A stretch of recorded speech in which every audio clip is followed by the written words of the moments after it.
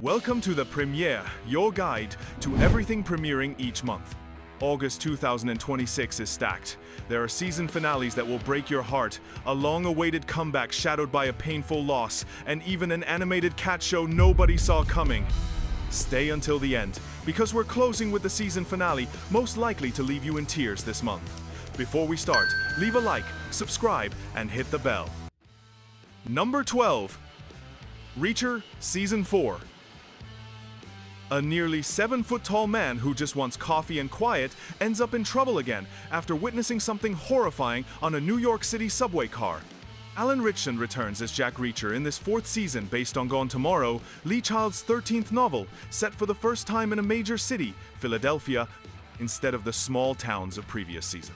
The story follows Reacher as he tries to make sense of suspicious behavior that ends in tragedy, dragging him into a conspiracy involving undercover terrorists and law enforcement agencies. The same day the season finale drops, Neagly, a spin-off centered on Reacher's ally played by Maria Sten, also premieres. Season 3 became Prime Video's most-watched season in its first month ever, so the bar for this fourth outing is higher than it's ever been. Every season of Reacher has topped the last one, and trading the small-town setting for an entire city promises a completely different playground for the character to break bones in. Number 11. My Brilliant Career. In rural Australia in 1900, a young woman determined to become a writer has to choose between marrying as expected or risking everything for a creative life. Philippa Northeast leads this adaptation of Miles Franklin's novel, originally published in 1901, more than 4 decades after the 1979 film, starring Judy Davis. Filmed entirely in South Australia, the series expands Sibylla's story across 6 episodes, giving more time to her family conflicts and to the romance that threatens her plans for independence. The adaptation arrives more than 4 decades after Judy Davis and Sam Neill starred in the 1979 film version, still considered a landmark of Australian cinema. It's a solid pick for anyone craving a slower period drama with a strong female lead after the overdose of action and loud releases the rest of the month brings. Number 10. Lanterns. A murder in a forgotten Nebraska town hides something neither of the 2 cops investigating it was prepared to find. Damon Lindelof and Tom King write this DC series starring Kyle Chandler as Hal Jordan and Aaron Pierre as Jon Stewart, betting on small-town crime drama tone over the usual cosmic green ring spectacle. It's the biggest TV bet of James Gunn's new DC universe so far, meant to lay the groundwork for everything that follows. The first official images reveal that San Diego Comic-Con already drew direct comparisons to the tone of True Detective, something its own creators don't deny. Creating spectacle for grounded storytelling this drastically won't win over every comic fan, but it should win over anyone who prefers a well-solved mystery to special effects. Number 9. Death Incorporated. Season 4. A family-run funeral home on the brink of bankruptcy says goodbye for good in the middle of its most absurd fight yet over who gets to run the place. The black comedy set inside a funeral home wraps up its story with this 4th and final 6-episode season, keeping the uncomfortable humor around death that made it a frequent comparison point to classic sitcoms built around close-knit, chaotic households. The production chose to close the story with a longer final chapter instead of stretching it into a 5th season, something rare for a comedy of this kind.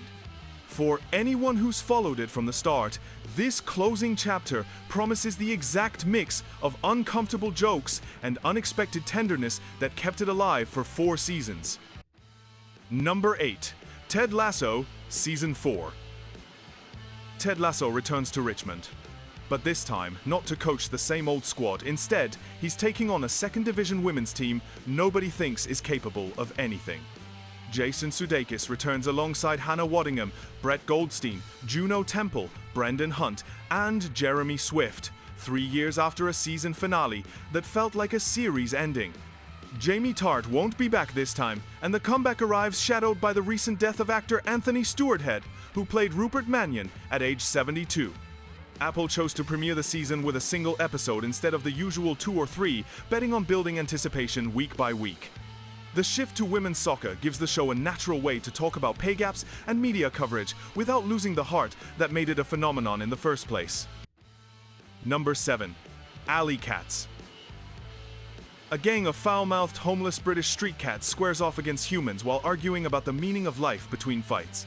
Ricky Gervais creates, stars in, and co-directs this adult animated comedy alongside Elliot Deer, reuniting several Afterlife regulars including Kerry Godleman, David Earl, and Diane Morgan. Gervais describes his own character as a fat, lazy, rude creature, and the animation studio behind it also worked on Dead End, Paranormal Park. The series got its first preview at the Annecy Festival ahead of its official premiere, unusual territory for a comedy of this kind.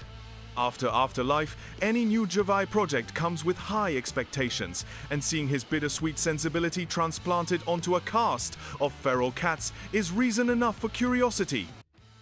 Number 6. 100 Years of Solitude, Part 2. The peace that the armistice was supposed to bring never reaches Macondo, and the curse chasing the Buendia family finally starts collecting its full price. Laura Mora and Carlos Moreno direct this second and final part of the adaptation of Gabriel Garcia Marquez's novel, filmed entirely in Colombia with the collaboration of the author's family. The 7 episodes cover the arrival of the railroad, the banana company, and the town's decline, while the grand finale, a nearly 2-hour special chapter directed solely by Mora, closes out the full story 2 weeks later. The production, filmed entirely in Colombia, had the direct involvement of the Colombian Nobel laureate's family throughout the writing and filming process. Few Spanish-language productions have matched this level of ambition and respect for their source material, making it essential viewing for anyone who watched Part 1 or read the novel. Number 5. Tires Season 3. An auto repair shop on the verge of bankruptcy keeps surviving, mostly because its most problematic employee refuses to stop making his own cousin's life harder. Shane Gillis, Steve Gerben, and John McKeever return for this 3rd season of the comedy set at Valley Forge Automotive Center, a Pennsylvania shop where Will tries to save the family business, while his cousin Shane keeps unintentionally sabotaging it. Season 2 ranked among Netflix's most-watched shows during its debut week, which all but guaranteed the comedy an almost immediate renewal. Transplanting awkward workplace comedy into an auto shop is still a simple formula that works, a solid pick for anyone wanting something lighter amid this month's heavier releases. Number 4. Lioness. Season 3. An undercover CIA operative discovers that the threat she's been investigating has already made its way into every corner of her personal life, not just her job. Zoe Saldana returns as Jo alongside Nicole Kidman as Caitlin Meade, Morgan Freeman, and Michael Kelly in this 3rd season created by Taylor Sheridan that dives into hidden networks, foreign operatives, and personal betrayals. Filming took place in Fort Worth, Texas between October 2025 and March 2026. Production on this 3rd season took longer than usual due to contract negotiations with Kidman, while Saldana already had a deal in place spanning several seasons. With 2 seasons already established as a global hit for Paramount+, this 3rd outing carries the pressure of matching the action and star power that made it stand out from the start. Number 3. My Life with the Walter Boys, Season 3. Right as Jackie finally admits what she feels for Cole, his brother Alex overhears the whole conversation, and the ambulance rushing their father to the hospital cuts off any chance to sort it out.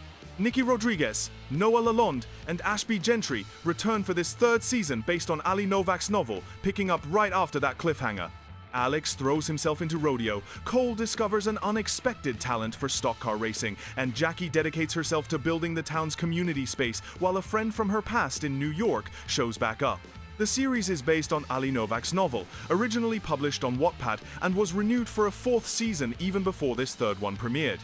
The love triangle remains the engine of the show, and this season promises a more serious tone than previous ones to match its characters growing up. Number 2. Dark Matter Season 2. A man who already lived through the consequences of opening the wrong door between parallel universes is forced to explore even more of the paths he never took. Joel Edgerton and Jennifer Connelly return in this adaptation of Blake Crouch's novel, reopening the multiverse the 1st season left wide open. The show keeps its layered mystery structure, where every one of the protagonist's decisions spins off a different version of himself competing for the same life. Season 1 became one of Apple TV Plus's best-reviewed surprises, with Edgerton playing several distinct versions of the same character at once. Season 1 became one of Apple TV Plus's most talked-about sci-fi surprises, so expectations for this comeback are running high. Number 1. Outer Banks Season 5. The Pogues hit rock bottom after losing JJ at the hands of his own father, left with nothing but the certainty that someone is going to pay for it. Chase Stokes, Madeline Klein, Madison Bailey, Jonathan Davis, and Carlacia Grant close out the story that started back in 2020, with Jonas Pate, Josh Pate, and Shannon Burke returning as creators and writers for this 5th and final season. Unlike Season 4, which was split into 2 parts, Netflix decided to drop all 10 episodes at once, so the ending plays out without interruption. Netflix chose to break from the previous season's split format to make sure 6 years of story would finally land all at once, with no cuts and no waiting. After 5 seasons of treasure, betrayal, and endless summers, this farewell closes out the list as August's most emotional release, the one you really don't want to miss. And those are the 12 releases you can't miss in August 2026. Tell us in the comments which one you're watching first and which one you've been waiting on the longest. If you enjoy this calendar, leave a like, subscribe, and hit the bell so you don't miss what's new every month. Thanks for your time. See you in the next video.